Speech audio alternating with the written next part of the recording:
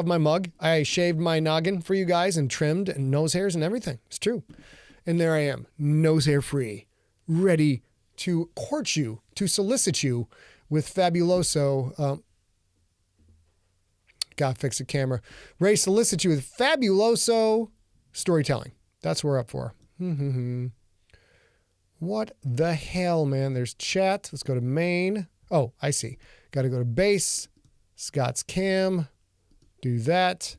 Then do this. And there we go. Now we have the full widescreen. So you can see my girthitude all up there. Rob Otto, hello. Christine M. Rob, we just had a request. D79 said you got to get Finish the Job Johnson into this book, this season of Slay. I don't know if that's going to happen or not, but we'll talk about it a little later. I'm bringing in Rob Otto. I'm bringing in the closer. He's got the heater. Bringing him in. He's got a low-hanging curve. You know what I'm saying? And we're going to talk about Rob getting involved in Slay here in a minute. Christine, Sigler in place makes my day too. It really does. Oops. Go to dag dosh darn. 15 seconds in time. Here we go. Let's go, ladies and gentlemen. I'm going to get queued up. Hello, Mike. Hello, Daryl. Oh, my goodness. Daryl, you've been busy guy, as I understand it. And let's see who else. So Brian Kane in his house. All right, everybody. Give him the heater, Rick. Yeah, that's correct. That is one of the greatest lines of all time in a movie. We got people coming in. We'll give it just another second because with the no alerts, we're having a ton of trouble with this shit. So we'll do the best we can. All right, so in this episode, we're going to obviously read you Slay episode number 16.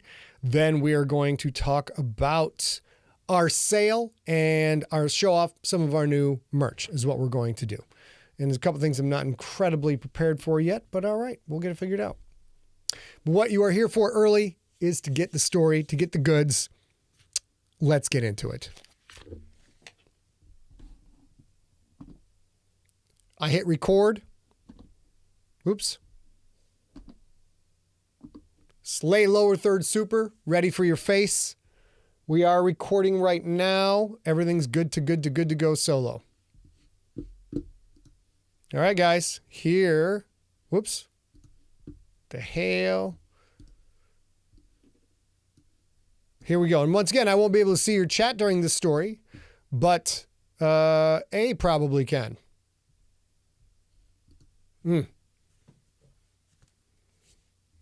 Hold on a second.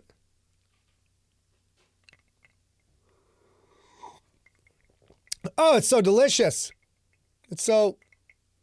let me get one more sip of that. That is good scotch, ladies and gentlemen. Oh my gosh. Absolutely fabulous. All right. Here we go.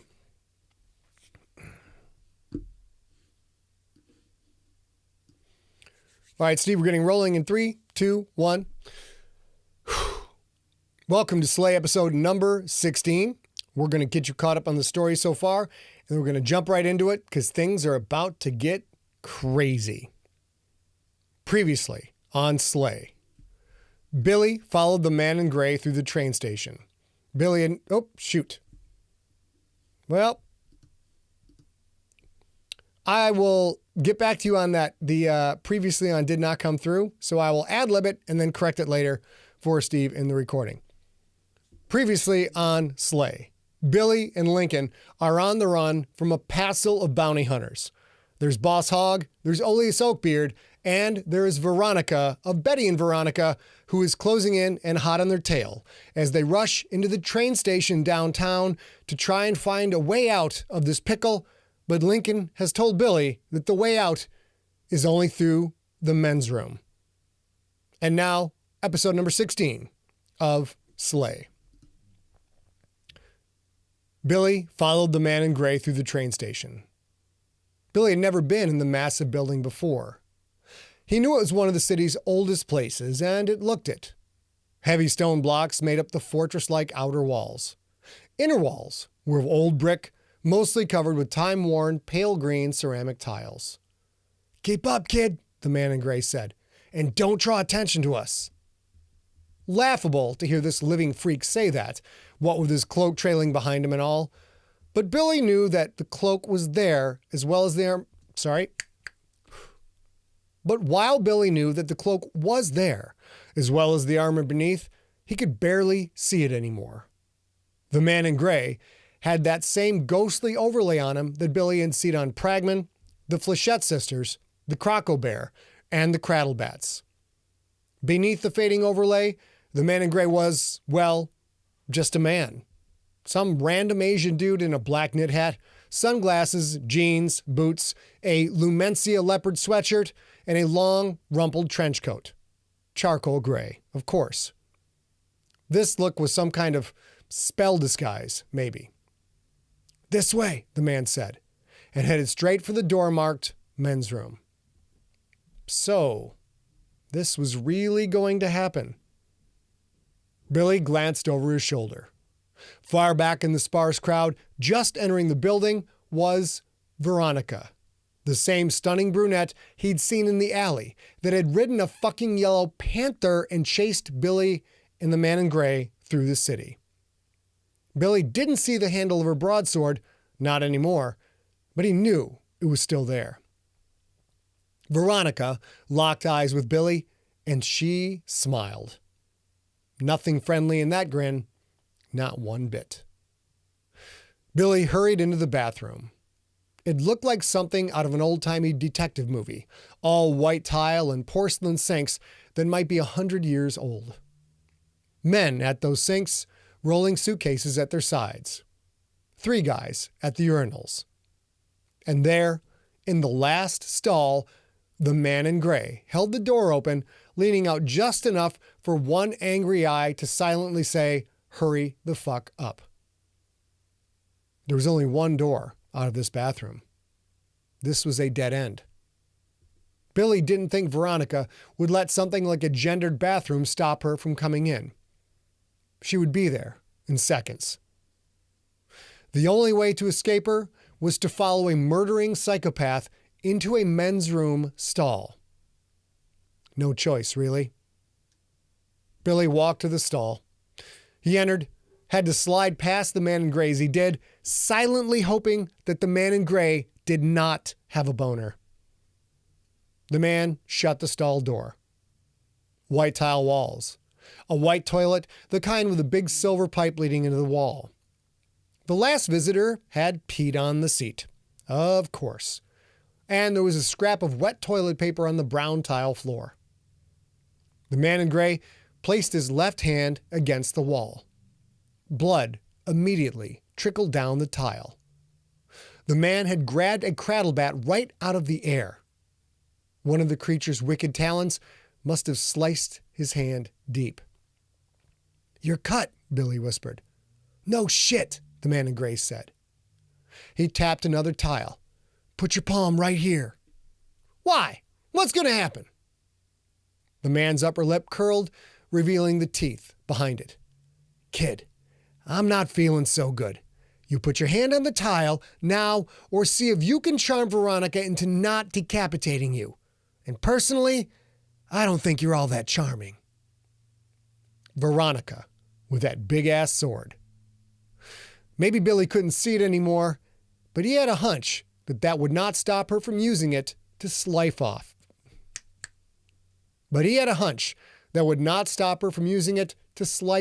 His head. He reached for the tile. As he did, he saw the faintest overlay on it, a silvery rune, sharp angles and shapes that somehow seemed older than time itself. Billy pressed his palm against the tile, felt its coolness against his skin. "Try not to puke," the man in gray said. Then he flushed the toilet.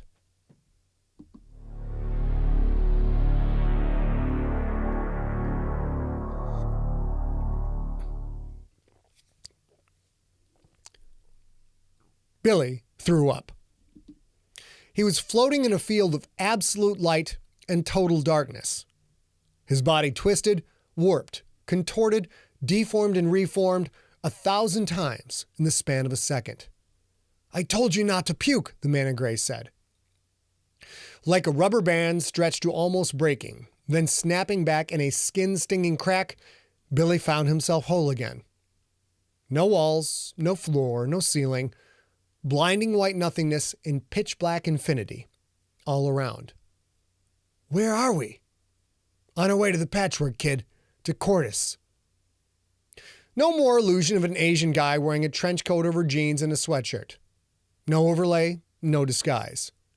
The murdering man in gray was all cloak and scratched armor, the color of the moon's dark spots. Gray, splattered with blood.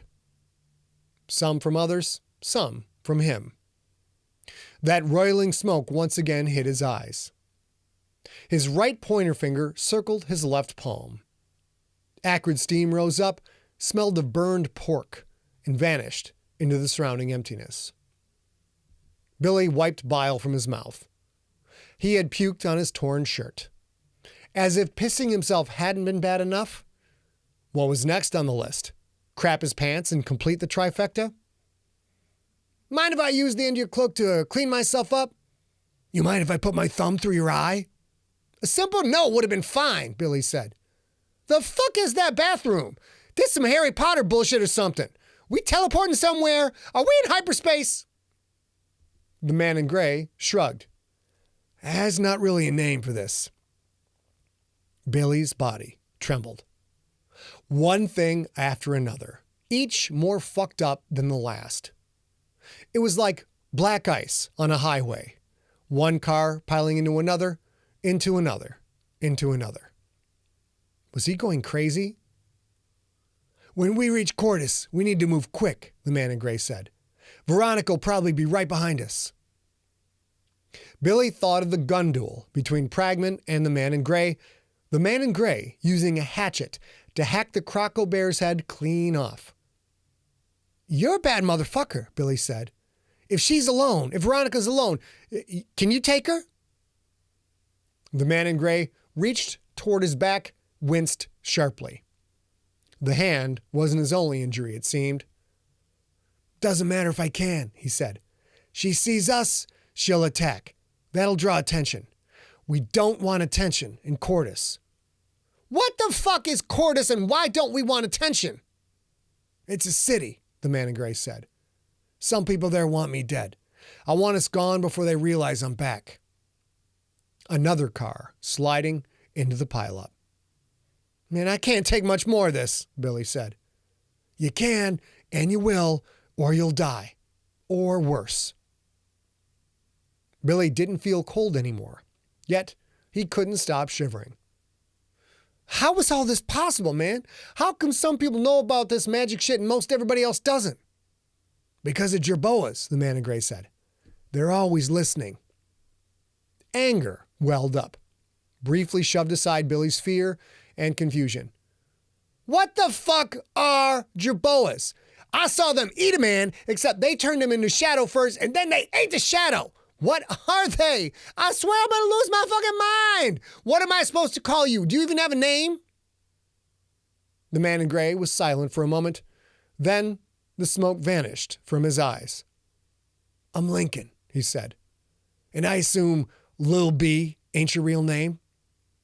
I'm Billy. Please, man, I'm going batty here. None of this seems possible. I gotta know what's happening. Lincoln glanced left, as if he was on a bus looking ahead for a stop. There's two kinds of people, he said. The enlightened, who see the underskin, the world as it actually is, and the unenlightened, who don't. The underskin contains what you're calling magic. If an unenlightened is exposed to it, told about it, jerboas can come for them. There are spells that can block those memories, mostly these little charm doohickeys called forget-me-dots, and there are other ways too. But if the unenlightened isn't made to forget, jerboas will kill them and any enlightened who expose them to the truth. No one knows why they do it, but the end result is billions of unenlightened who have no idea what really exists. The jerboas just take people? Billy said. But then those people are missing. Lincoln nodded. People go missing every day, kid. Doesn't happen that often, though. Enlightened who talk about magic or who use it openly and expose unenlightened to it, they get fucking eaten. Makes for an environment where people in the know keep their traps shut and they watch their step. Billy remembered Big Hack's screams, tried to block them out. You can kill him though, right? Billy said. Right? I mean, if the jerboas come after me again, you can kill him. Lincoln huffed out a laugh. No one can kill a jerboa kid. Those who try, die. Billy knew that, if he lived, he would see those shadow creatures in his dreams, in nightmares filled with glowing red eyes, lava orange mouths, and gleaming steel teeth.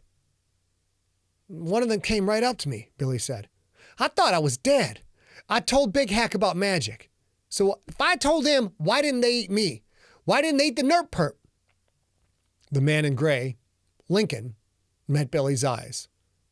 Was the nerd perp the hippie guy at the end of the alley? Billy nodded. Did he talk about magic? He didn't, Billy said. He tried to get me to stop talking about it. Lincoln glanced to his left again. I don't know why the jerboas didn't kill you, he said. There's something different about you, kid. The nerd perp had said the exact same thing. We're coming into Cordis, Lincoln said. The entry's a bit bumpy the first time through, so try not to shit yourself.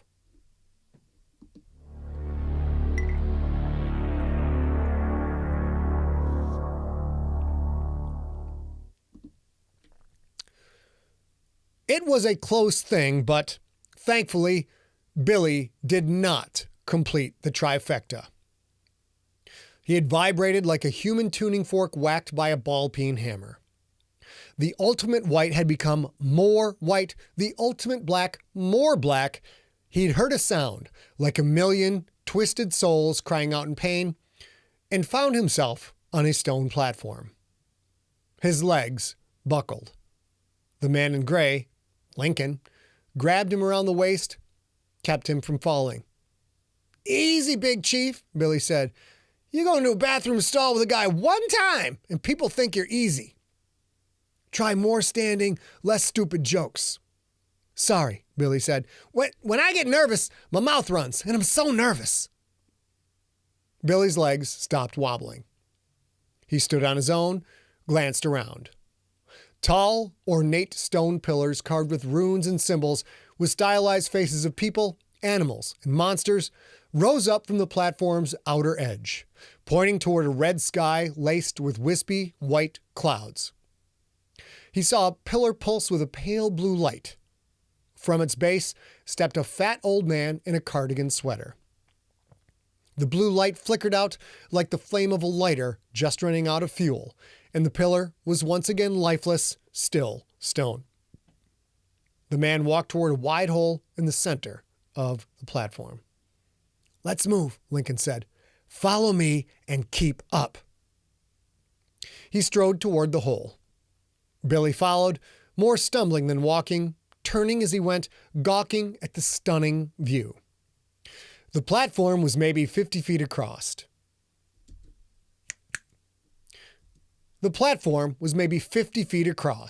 Raised high above a chaotic tangle of winding cobblestone streets, of tall, ancient buildings made of stone and brick, of colorful awnings and glowing signs, of statues both battered with age and newly polished, of plazas and towers, of turrets and walls and crenellations.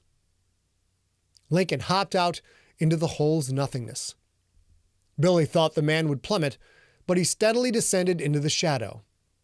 There were other people further down than him, including the fat man in the cardigan. It was one hell of a fall, its bottom hidden in darkness. Billy closed his eyes, and he stepped out. His belly and chest surged when his feet touched open air, but he didn't drop.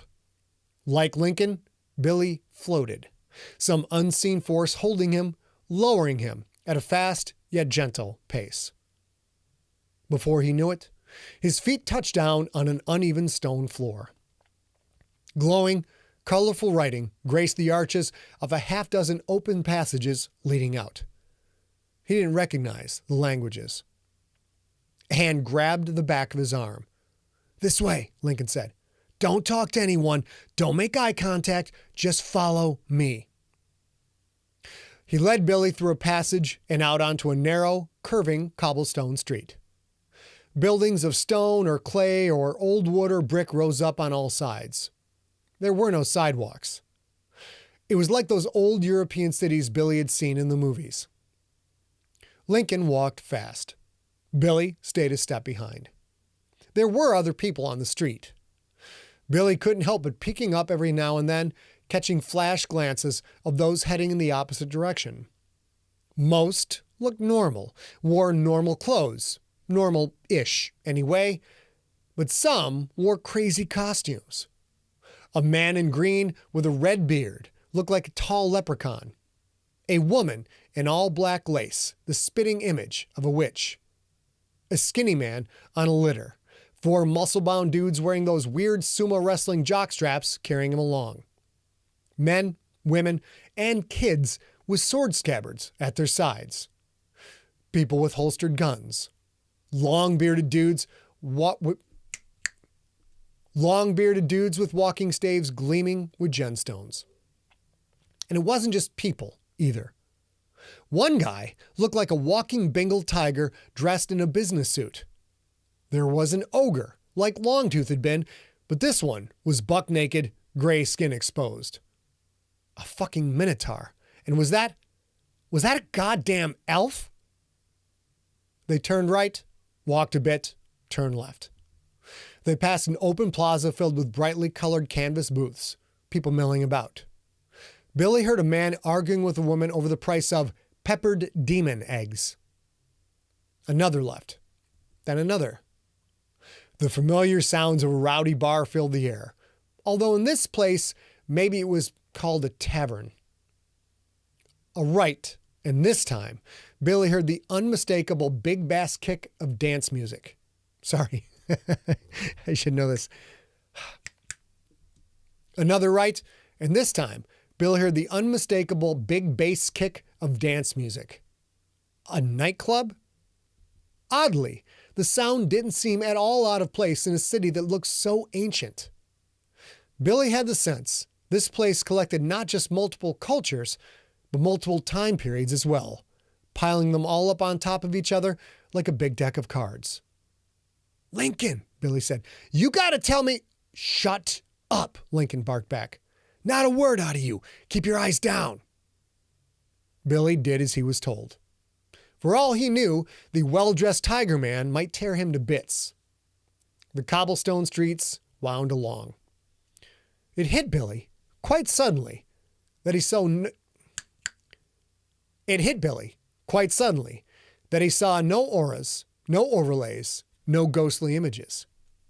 He understood, somehow, that he was seeing, perhaps for the first time ever, reality.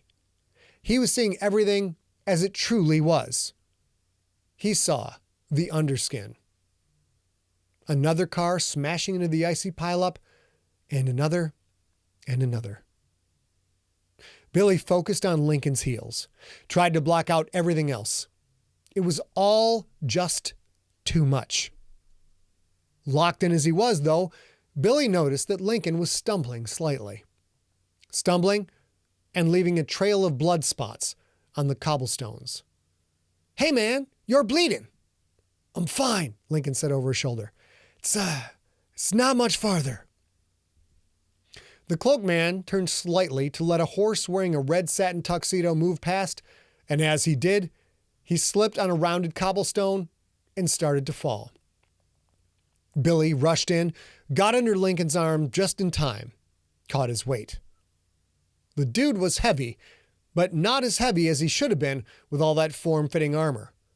Just take it easy," Billy said.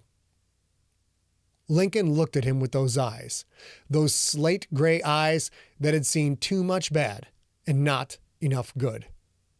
"Geez," he said, "you go into a bathroom stall with a guy one time." "You said no stupid jokes." "It was random and stupid when you said it. When I said it, it was timely and a clever callback. Help me walk the last bit. It's just ahead. They continued on, Billy shouldering a good bit of Lincoln's weight. Lincoln pointed to an archway.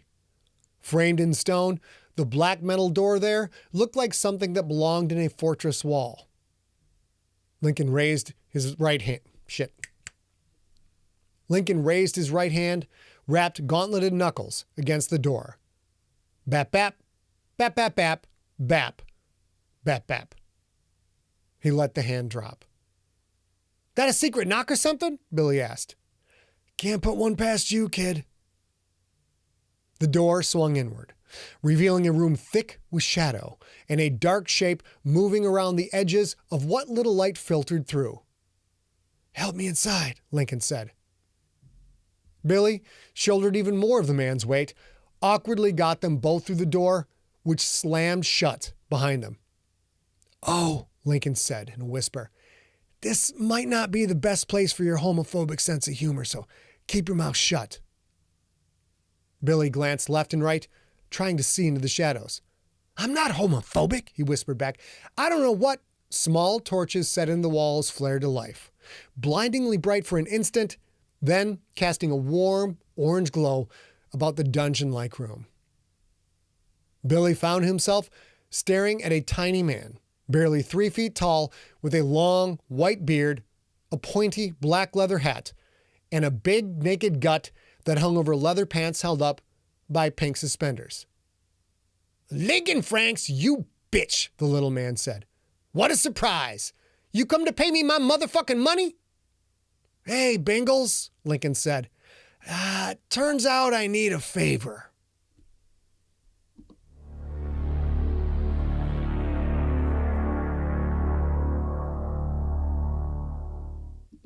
And that is episode 16 of Slay. Things are going to get a little bit weirder from here. Hope you guys come back next week for episode 17. Join me for that. Until then, go have yourself a little sippy poo. What? Done recording. Baby, baby, baby. Come on back, baby, baby, baby. Oh, we got spammers again. On Twitch this time. From Yieldingavold. Hello. I want to offer promotion of your channel. Viewers, followers, views, chatbots. The price is lower than any competitor. I feel like this guy talks like Lotka. He's like, the quality is guaranteed to be best. Auto on, incredibly flexible and convenient for order management panel. Everything in your hands. Turn it. Okay, fuck this guy. You're a bitch, and you're going to get blocked like a bitch. Boom. Gone. All right, ladies and gentlemen, I hope you enjoyed the story. My awesome wife is coming in. Oh, hello, baby. How are you? Hi, Tiny. Oh, got to go to main.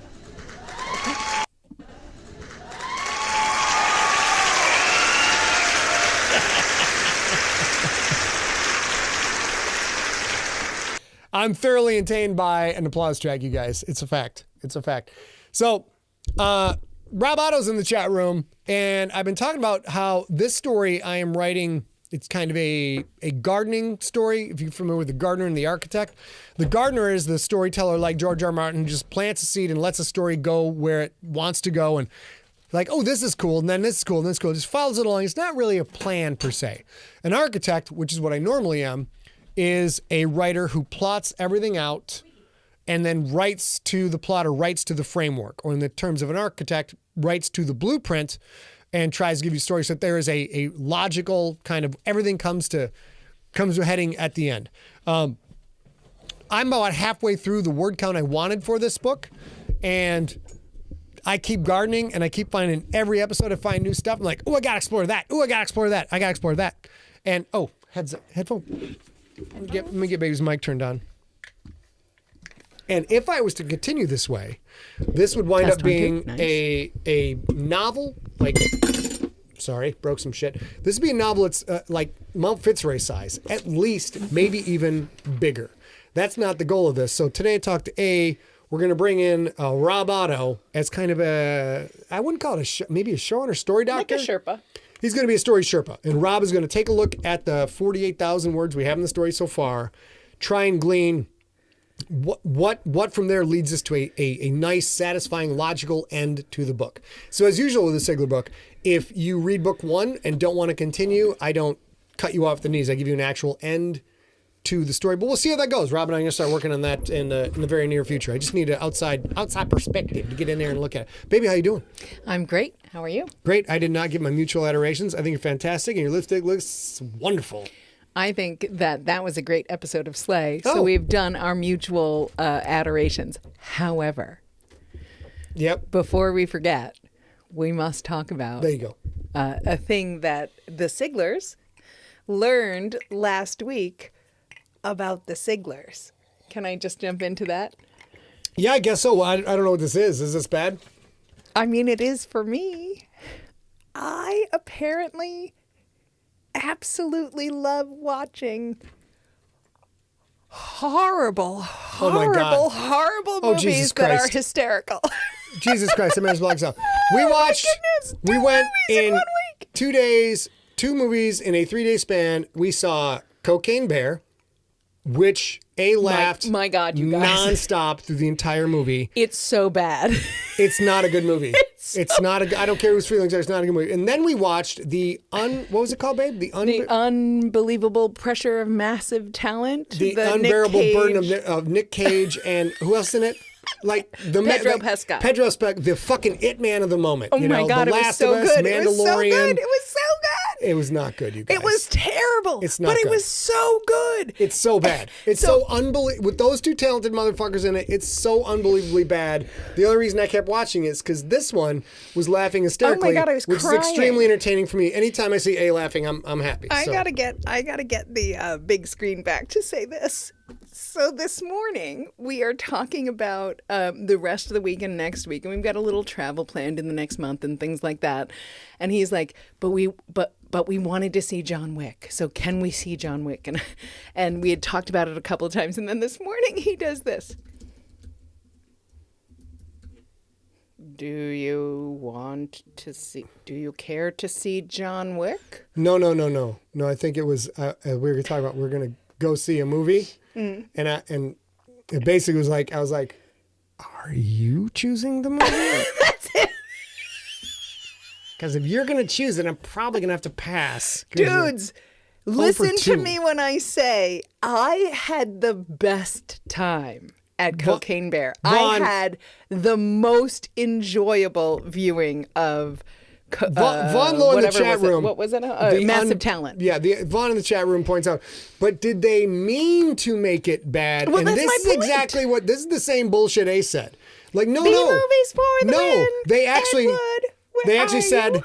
you? She said, I think they tried intentionally to make a bad movie, which means because it's a bad movie, but they try to make it bad, therefore it is good. I'm like, no, that's horseshit. I don't buy it. It's just, the stories Who did not among work you out. have seen an Ed Wood film? Who among you have seen Sharknado? Ed Wood is not fucking Nicolas Cage and Pedro Pascal. Yes, It's it not, is. Is no, my point. Yes, no. he had absolutely box office draw kings as did leading he? actors. Yes. Like who?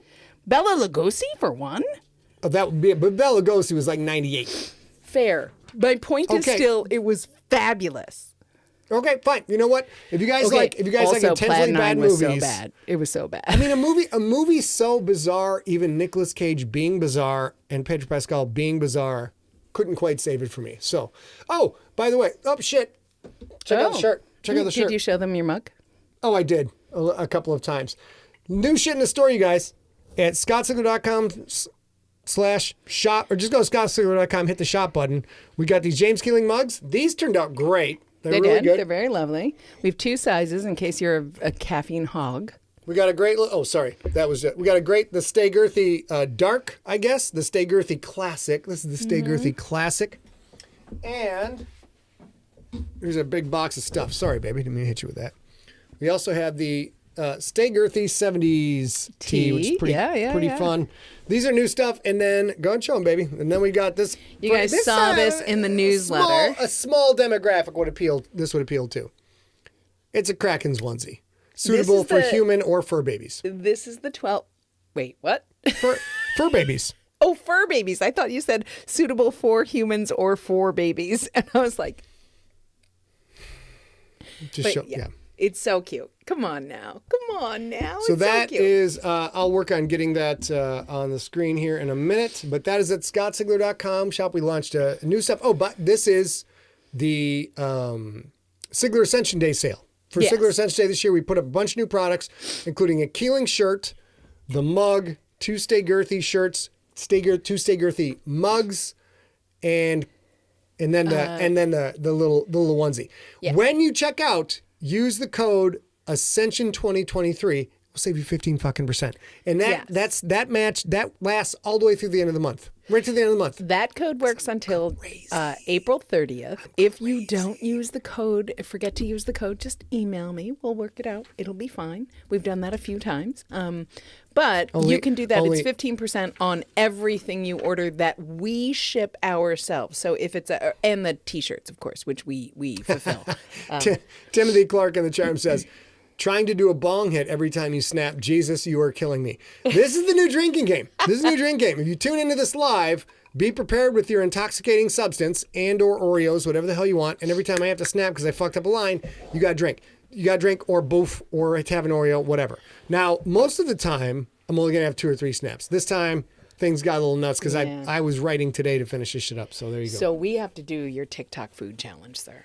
Okay, let's make sure we cover everything first in case I throw up. No, you're not going to have to throw up, but we have to do it soon. Okay. We have to do it next. We're gonna do it next. Yeah, so here's the Brian thing. Kane, the jerseys are on hold right now. We are trying to set because of the new print on demand concept that we have. By the way, if you guys order any of our new stuff or old stuff and it comes in and it's not quite right or it's kind of confusing to you, we're in a brand new world where we don't actually handle the product before the product goes out. Right. So if there's problems with it, let us know. Everything we've gotten so far has been pretty good. We've had a couple things like the mug size the logo wasn't right, so we redid that. So, but if you have any problems, info@emptyset.com, just let us know. Boom. So we have to move on and do the TikTok food challenge. While he's doing that, I will tell you, I am a person who I love watching TikToks. I have not posted a TikTok. I will never post a TikTok. But I love TikTok.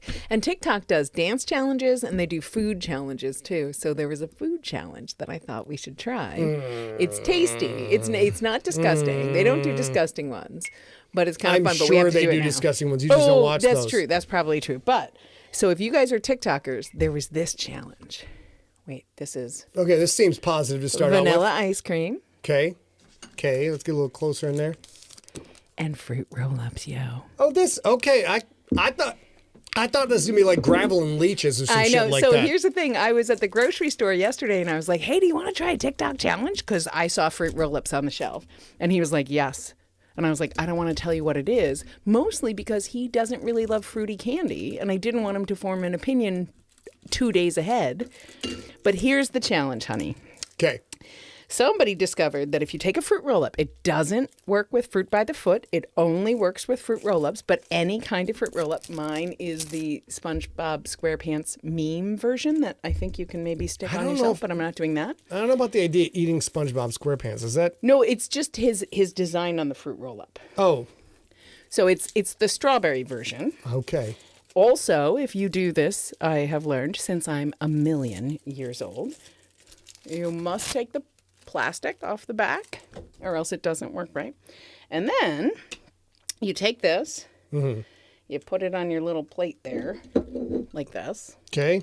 I got to find the spoon. Then you kind of make a taquito with strawberry or whatever ice cream. I'm using vanilla.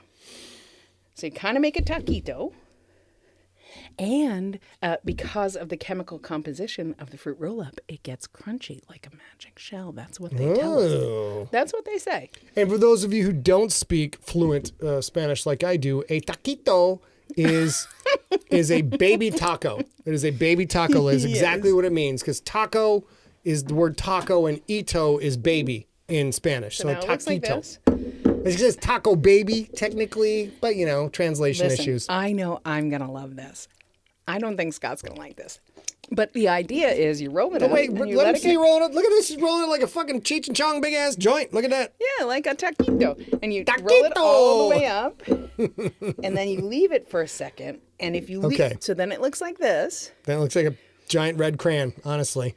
And you got to wait a second because apparently the fruit roll-up gets crunchy and it's delicious. Okay. So we're going to make Scott try it, even though he loves ice cream, but he doesn't necessarily love Steve fruity Rickenberg, candy. that is correct. Taco is Spanish for taco. Steve, you know what? If you don't believe me, Steve, what's the English word for taco? Don't have one, do you, smartass? Because there's not an English word for taco.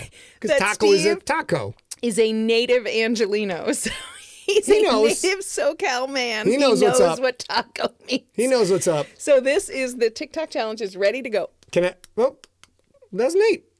That is. It's now long and red and hard. Everybody, Time to get the goodness on. time to get the friction on. Ready? Here we go. Does it crunch?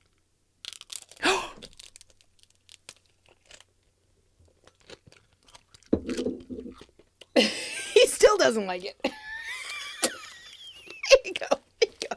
Thank you. I'm going to try. Well, the thousands of dollars I spent on my dental work, they don't fucking matter. Fuck it. Oh my God, that's delicious. Oh my God. Dude, I fucking hate fruit roll-ups, man. Okay. I'll chase it with some scotch. That'll be just fine. That'd be fine and dandy. Always be eating on camera doesn't work with the gummy candy terribly well. It's terrible, actually. But I will tell you. You just went from, oh my God, I love it to it's terrible. No, on camera it doesn't work. It's fucking delicious. Oh, okay. There you go. All right. It is crunchy. All right. It's Michael Grace. It's a fruit roll-up. Has to be a fruit roll-up. Can't be fruit by the foot. And vanilla ice cream. What the fuck is fruit by the foot? I don't know, but that's what they always say, so I'm saying it too.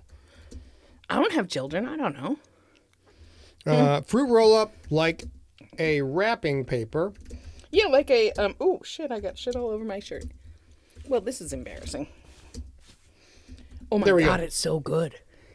There we go. How does it get crunchy? Kim, it's temperature related. I'm sorry, if you were a physics major like I am, you would understand these things. It's the slowing of the atomic structure of the fruit roll-up, which approaches near sub-zero, total zero, absolute zero, which is the complete absence of movement in atoms and shit. So, it's almost assuredly that there is a almost room temperature oil or fat in there that solidifies just below room temperature, which is what makes a candy shell on ice cream get hard when you pour it on there.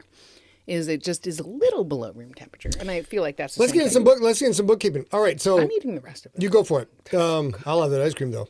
April 18th at 7 p.m. Mysterious Galaxy in San Diego, California. I will be there with a bunch of other fancy authors talking about this anthology men, the hitherto secret experiments of Marie Curie. And then May 3rd, 7:30 p.m. at Warwick's in downtown village of La Jolla. I will also be there talking about this same book. We're going to have, hold on. Oh my gosh, I'm so excited we have a brand new book in by one of our favorite people. We'll have him on shortly. But this is out now, I think. I don't know. I don't know. We got it. No, it's out now.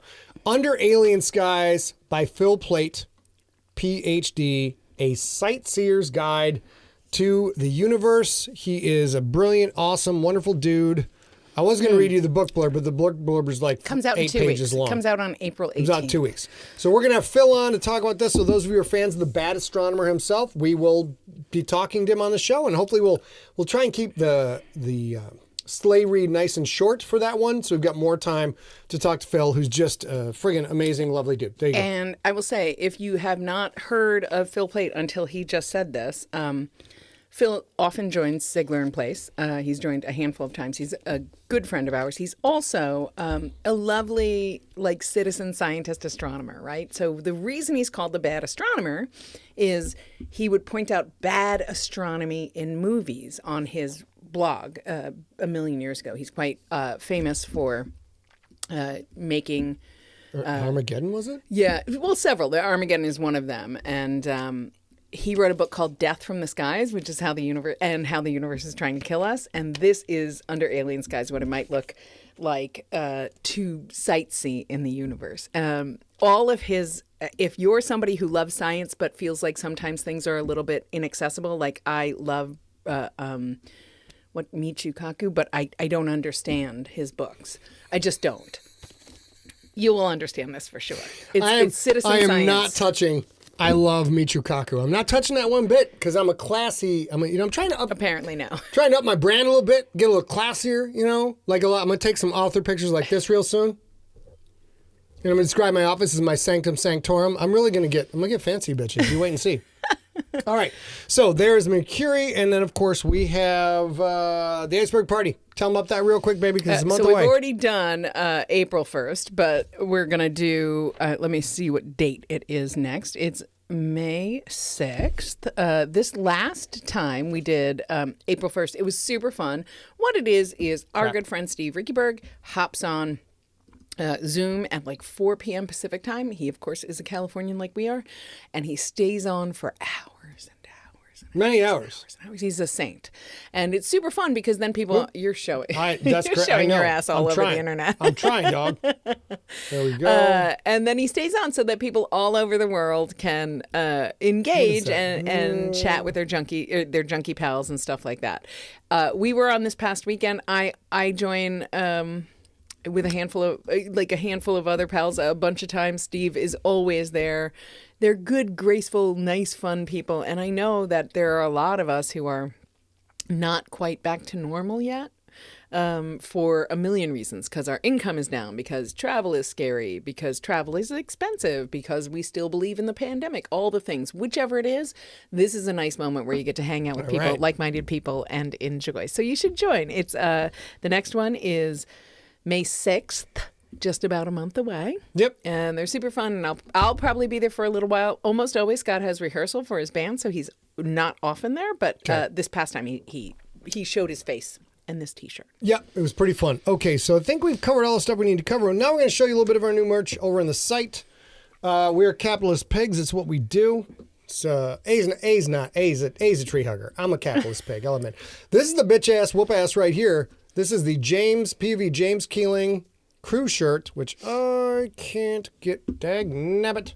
One sec, guys. I gotta show you this. I don't know what the fuck just happened. I don't know what's happening either. I don't know what the fuck just happened. God darn it.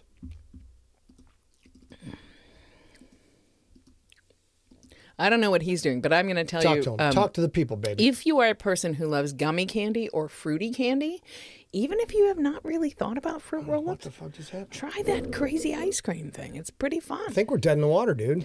Okay, well that's all right. We can just talk to the people, and they can talk to us. Oh, there we go. We're back. There you go. I just hid the window. My bad, dog. Dead in the water. Keep talking. No, it's like not here now. It's not there. It's almost there. OBS Studio. Hey guys, let's go chat. Can you guys hear us? Please tell us if you can hear us. You think we're dead? I have no idea what's happening right now. Oh, Steve Rickyberg responded up there. Oh, no, we're down here. Down there. Okay. It looks like we're being sucked. Do our black hole. We still have people on. All right, let's go back to me. Yeah. All right. Okay. So when we get to the end of the episode, I'll try and get that the t-shirts and but use all the shit. ScottSigler.com. Hit the shop button. That's all good. Now we've had a handful of people email in, ask for different items, ask for can we do this, that, and the other. Thanks, guys. I'll be quite plain spoken, you guys. If you are like, hey, can you make me this individual weird ass t-shirt that's a reference from 35 years ago? Can you just do that? No. Can we make adult size onesies? I wish we could. I looked. They don't exist on my site. That's weird, baby. Well, I know, but they wanted matching onesies. That's very weird. Can I make Halloween costumes? I ain't got that kind of time. I'm not. But if you're like, oof, I would love other items. These are called ad specialties. If you don't know that, that's this is an ad specialty. It's a specific, it's a piece of clothing that we make for a specific subset of fans or whatever. So if I can do it in an ad specialty way, it doesn't mean I'm going to do it in an ad specialty way because they have to be worth doing, right? So 85 colors of I'll use Sheb Stalkers because I own that team. 85 colors of a Sheb Stalkers t-shirt? Probably not. I'm not doing every single color under the sun of t-shirt and ink. It takes too much time. There we go. That's the thing we want to show. Let's figure this out. And it doesn't work. All right. So we're doing something new here. I'm devil of a time, you guys. Devil of a time. Here we go. But yeah, so these are some of the questions that are in the chat room now are very important, and I do want that feedback. Generally, it says I must have mugs. We introduced just one mug. It was silly. We should have done two. Instantly, we did two, and then I don't drink hot things. I don't like hot things, except for him. And so I don't drink hot things. So a handful of people were like, "Can we have a bigger size mug? Because I need a lot of caffeine." So those were easy to add, but I also think that, yes, D79, all of the drinkware that we currently have on the site is dishwasher safe. We know that because we purchased it ahead of time and tested it in the dishwasher because that's how we roll. We do that with most of the t-shirts and stuff, but not necessarily every single color. So if you find a thing that doesn't quite work for you, please let us know because we're not testing the 6 colors of t-shirt for this Steak Earthy t-shirt. We just tested 2. I would say anything you buy from any YouTuber online personality, just don't put it in the fucking dishwasher. Just wash it by hand. That's my suggestion.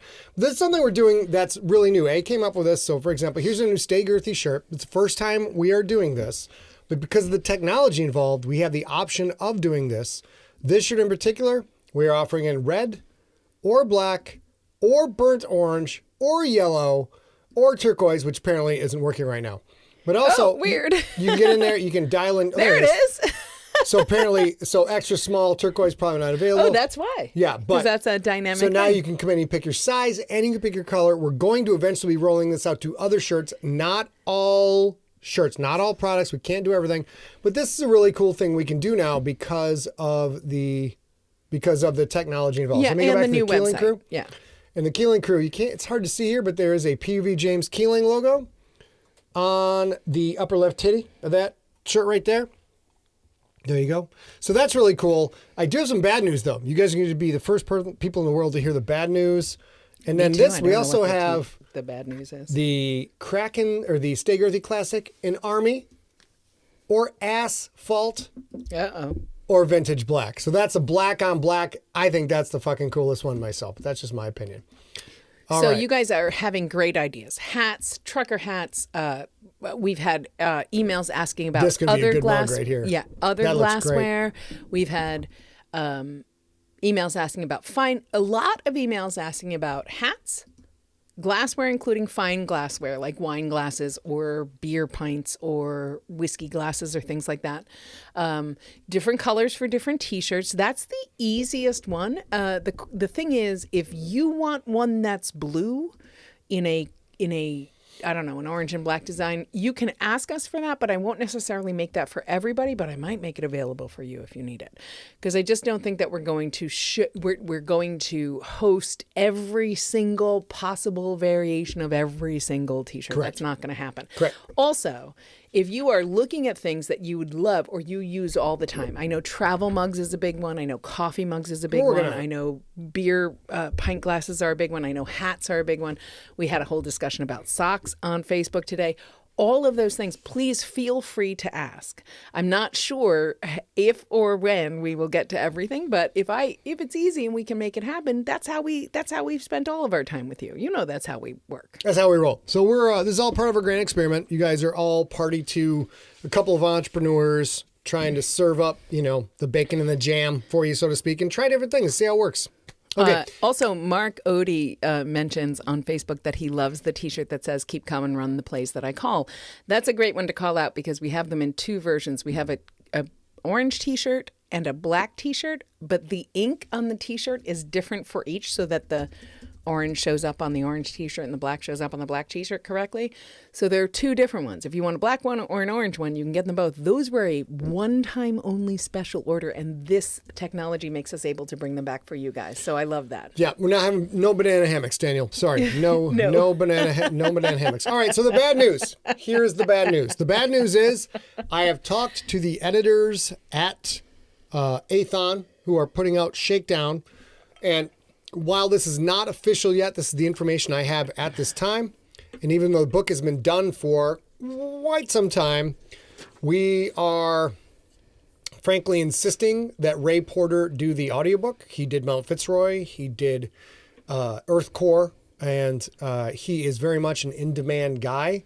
And because Ray is doing the audiobook, Shakedown, which I want a simultaneous release for hardcover and audiobook and ebook, will not be out until I believe October 2nd. So we are looking at October 2nd for that book, which means it is distinctly possible that book 1 of Slay will be out actually before book 1 of the Crypt series. So I'm not happy about this, but it's nobody's fault. It's definitely not the guys at Athon. They're very sharp about their business. They're trying to take care of everything. It's just one of those things, the way things break down. Like I asked them about August, they're like, August is a friggin' disaster for Amazon. It always breaks. Like they have all of this data on when the site is unreliable, which will make a shitty buying experience for you guys, and we'll have to solve all of these problems. And then July, August. Yeah, and then September is also not great. They feel comfortable that October 2nd or October 3rd, I believe it is, they're going to have all their ducks in a row. Everything's going to roll out. You guys are going to get hard covers. And we are going to put out the audiobook. I love that your watch made noise right in the in-between of your sass. I got to get a badoom-doom on my watch. So that is the situation. Believe me, I have a fuck ton to do before then. We've still got to head into the final draft of GFL Book 7. Yep. And I have a draft of another book to write with Rob's input. So I didn't mean to give, there we go. I didn't mean to give you guys the shocker. There's 3 things going on at once. He did mean to give you guys the shocker. I did, but then I didn't count correctly. Yeah, he meant. All right. I think that's everything, babe. Yes, it's true that you guys, I knew that was going to be the answer. We talked about it when we found that out, that it looked like an October 2nd release date. And I thought it would be more towards the beginning of the NFL season, but that's only a month. And you guys are all echoing the same. Like, I want it right, and I want it with Ray, and I want it as soon as I can get it. And if that's October, I'll take it, right?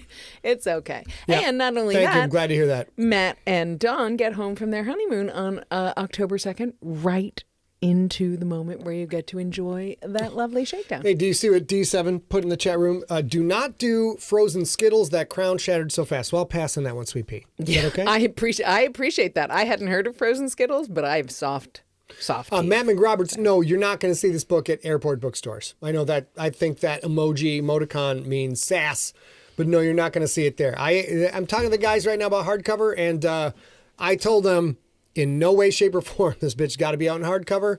And of course, they know all the people who make the hardcovers. They're trying to figure out the best way to tie that in through Amazon. So there's a bit more work to be done, but we are going to get you hard covers.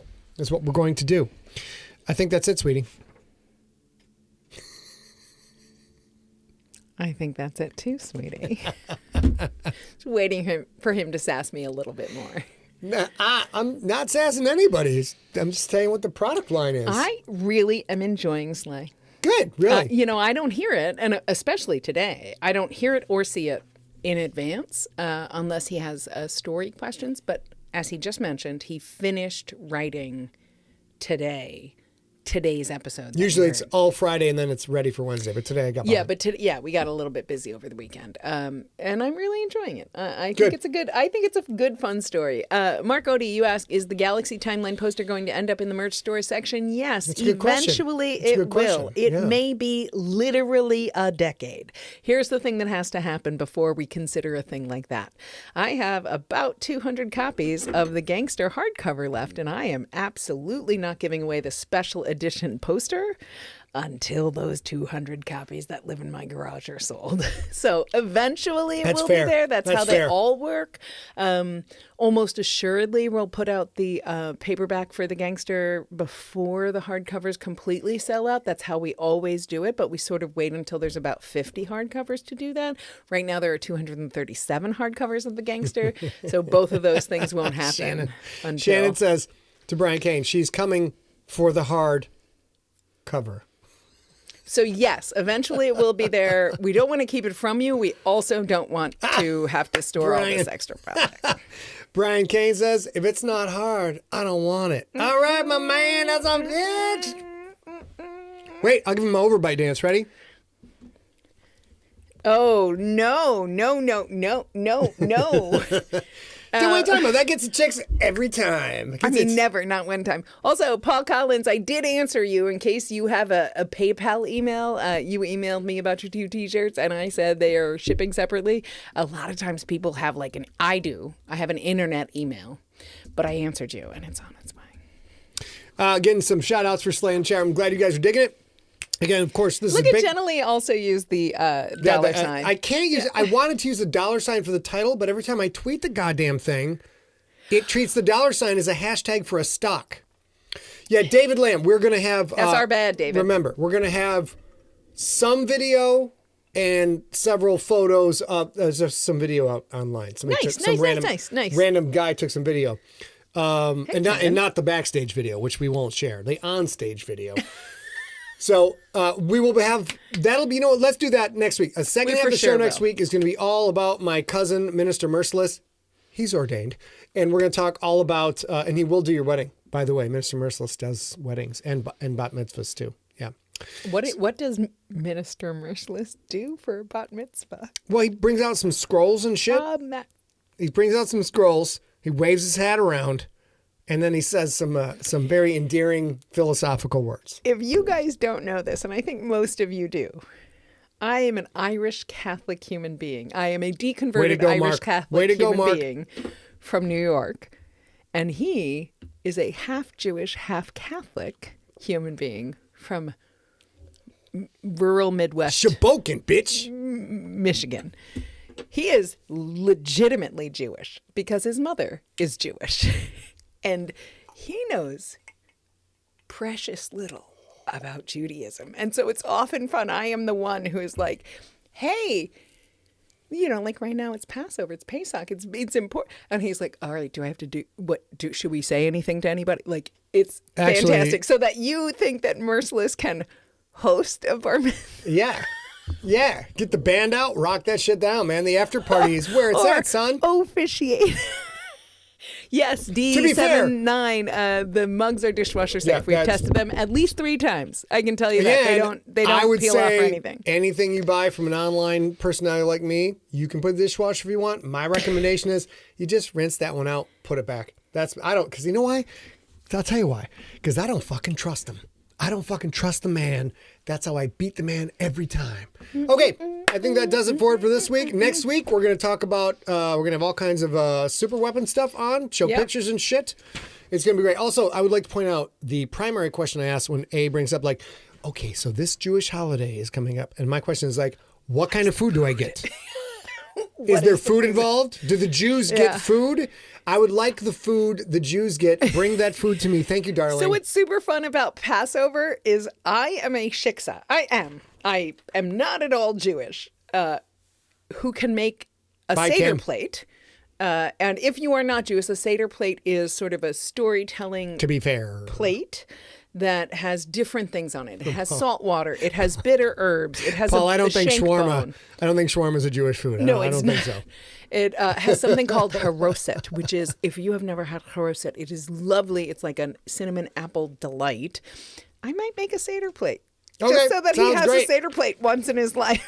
Sounds great. On the days where there is delicious food, those are the days I am Jewish. That is how I do. That's how I do my business. Ladies and gentlemen, we will be back on April 12th for Slay Part 17. I don't know if that will have... There's Sigler Stank and there's Otto Dangle. I don't know if Otto Dangle will be in it at that point yet, but we will get it figured out. Until then... I'm excited about this. You excited about that? Until then, we want you to stay smart. Yeah, we absolutely need you to stay science, you guys. There's that eye drop thing. Keep in mind. Also, for the love of science, which includes frozen fruit roll-ups, which may or may not be SpongeBob SquarePants Johnson... We want you to stay informed. All right, let's switch back over. Now, shit. Oh, see how you do? You don't even care about me. You don't even care. How dare you? You know, you got me there. All right. Now I'm going to go have to hang out with my wife to make it up to her. We're going to watch some TV tonight, baby? Oh, yes. I understand there's a hot Mandalorian. I have not we haven't watched any TV. I was crazy for season 1 and 2 Mandalorian. Season 3, I'm like... I'm not sure I'm going to stick with this. I could miss this, but I heard there's good shit going on tonight. So no spoilers. We haven't watched yet. We're going to go watch this shit right now. Until then, you can all kiss off into the sky.